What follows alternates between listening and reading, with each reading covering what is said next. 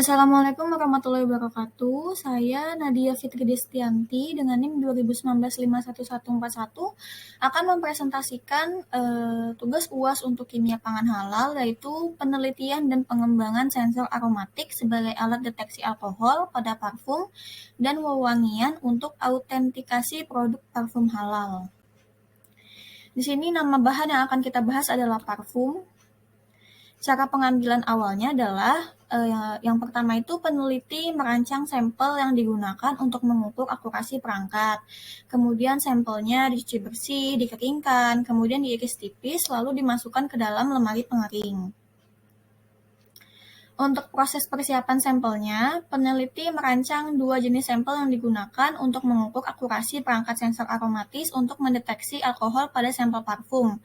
Sampel menggunakan teknik ekstraksi minyak atsiri jahe untuk memperoleh aroma yang pekat dan stabil. Diperlukan proses preparasi sampel bahan jahe menggunakan metode destilasi uap. Sebelum preparasi, disiapkan bahan mentah berupa rimpang jahe dengan berat kotor sekitar 10 kg.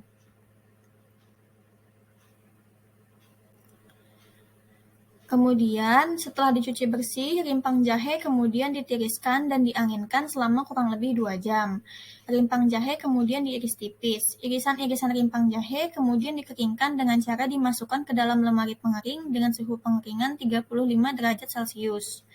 Berdasarkan catatan, berat dari rimpang jahe akan menyusut rata-rata 40% pasca pengeringan.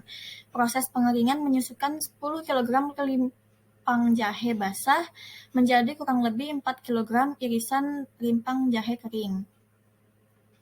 Sebanyak kurang lebih 4 kg irisan rimpang jahe kering selanjutnya dimasukkan ke dalam panci bertekanan tinggi berukuran maksimal 10 kg dan ditambahkan air sebanyak 2 liter untuk proses destilasi uap selama 12 jam. Kemudian, dalam proses destilasi uap itu dibutuhkan minimal 4 kg irisan rimpang jahe untuk memperoleh 10 ml minyak atsiri jahe. Setelah proses destilasinya selesai, 10 ml minyak atsiri itu dimasukkan ke dalam botol berukuran 50 ml. Kemudian, 10 ml-nya dipecah menjadi 2 kelompok. Sebanyak 5 sampel, dari 10 yang tadi itu kita bagi 2 lagi, jadi yang 5 sampelnya diambil dari botol dan dijadikan sebagai sampel kontrol. Yang 5-nya lagi, 5 ml-nya lagi, itu ditambahkan dengan etanol sebanyak 100 nanoliter untuk dijadikan sebagai sampel eksperimen. Di sini ada prinsip deteksi analisis halalnya.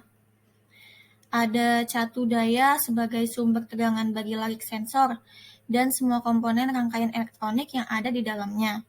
Yang kedua ada regulator 5 volt dengan presisi tinggi yang berfungsi sebagai penyedia tegangan yang sangat stabil bagi 8 buah sensor gas.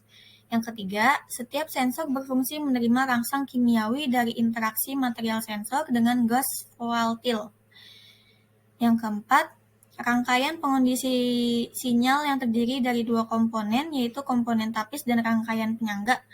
Kalau boleh saya jelaskan, rangkaian tapis itu berfungsi untuk menapis sinyal dari draw yang ditimbulkan oleh komponen regulator yang mensuplai daya ke larik sensor.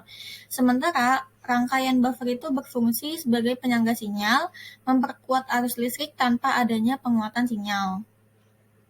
Kemudian yang kelima, itu rangkaian mikrokontroler yang berfungsi untuk mengatur proses pengubahan sinyal analog menjadi digital melalui port A atau C 10 bit. Rangkaian ini juga berfungsi mengatur dan mengolah data digital yang akan dikirimkan ke komputer melalui port C.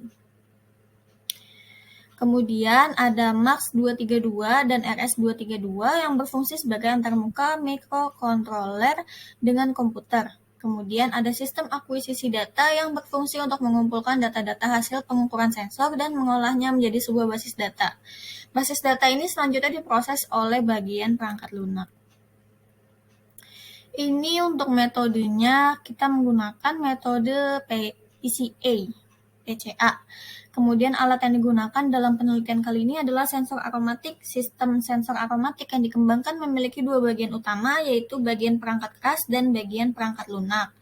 Kalau bagian perangkat keras itu dia meniru fungsi daya reseptor bau pada sistem penciuman manusia. Bagian ini juga berfungsi untuk mengirim sinyal ke bagian sistem pengolah data.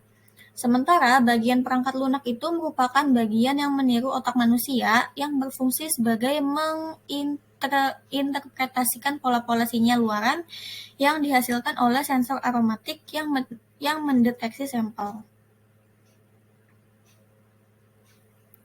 Kemudian ada prosedur deteksi analisis halal. Yang pertama, teknik perekaman data menggunakan larik sensor aromatis. Perangkat larik sensor digunakan untuk mengidentifikasi alkohol pada sampel parfum. Sebelum pengukuran sampel dilakukan, perangkat larik sensor dihidupkan dengan menekan tombol on atau off dan dibiarkan selama 15 menit. Pada proses sensing, rangkaian pengontrol akan menghidupkan kipas F1 dan mematikan kipas F2 dan F3 selama 1 menit sehingga gas volatil akan dihisap oleh kipas F1 dan mengalir menuju ruang larik sensor. Interaksi antara gas-gas volatil yang dihasilkan oleh sampel minyak atsiri jahe berinteraksi dengan material sensor sedemikian rupa sehingga terjadi kenaikan resistivitas sensor. Kemudian, larik sensor oksida logam akan mengukur respon larik sensor terhadap kenaikan konsentrasi senyawa organik volatil jahe selama 1 menit. Rangkaian elektronik pada INUS bekerja untuk menerjemahkan perubahan resistivitas sensor dan menghasilkan luaran berbentuk kurva eksponensial naik. Kemudian setelah 1 menit, secara otomatis rangkaian pengontrol akan mematikan kipas F1 dan menghidupkan kipas F2 dan F3 untuk memulai proses purging. Kipas F2 dan F3 membuang gas yang ada pada ruang sensor. Mekanisme proses larik sensor akan mengukur sensor terhadap penurunan konsentrasi senyawa organik volatil jahe selama 1 menit. Penurunan konsentrasi gas pada ruang sensor menyebabkan resistivitas sensor dan diterjemahkan oleh rangkaian elektronik menjadi kurva eksponensial turun. Kemudian untuk setiap jenis parfumnya itu memiliki pola perubahan resistivitas sensor yang berbeda. Proses pengulangan dilakukan sebanyak 3 kali untuk menjamin menghasilkan nilai akurasi dan presisi terbaik pada respon larik sensor yang dihasilkan. Mekanisme pengukuran ini dilakukan mulai dari sampel pertama sampai dengan sampel yang terakhir. Kemudian, peneliti merancang 2 jenis sampel, dicuci bersih, ditiriskan, kemudian diiris tipis, dan dimasukkan ke dalam lemari pengering. Proses destilasi uap dilaksanakan. Sampel yang dimaksud di sini adalah sampel minyak atsiri jahe. Setelah proses destilasi selesai, 10 ml minyak atsiri dimasukkan ke dalam botol berukuran 50 ml. Lalu 10 ml-nya dipecah menjadi 2 kelompok menggunakan mikropipet, 5 ml sampel diambil dari botol dan dijadikan sebagai sampel kontrol, dan 5 ml lainnya ditambahkan dengan etanol sebanyak 100 nanoliter untuk dijadikan sampel eksperimen. Sampel ini selanjutnya diletakkan pada magnetic stirrer untuk menghasilkan larutan yang homogen. Ini untuk hasil perekaman datanya.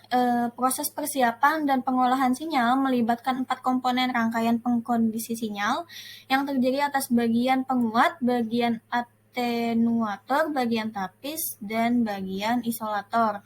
Untuk bagian penguat sendiri itu berfungsi untuk menguatkan sinyal tegangan luaran sensor. Untuk bagian atenuator berfungsi untuk menurunkan frekuensi sinyal tegangan luaran sensor ketika sinyal analog yang akan dikonversi menjadi sinyal digital memiliki jangkauan di atas jangkauan analog to digital converter.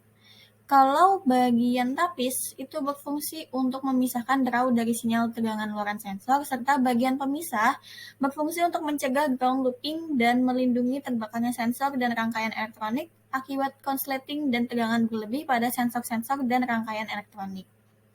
Dari ke-8 jenis sensor gas yang digunakan memiliki selektivitas dan sensitivitas yang berbeda-beda. Pada saat pengukuran, material dari setiap sensor oksida logam akan berinteraksi dengan molekul oksigen dari setiap sampel.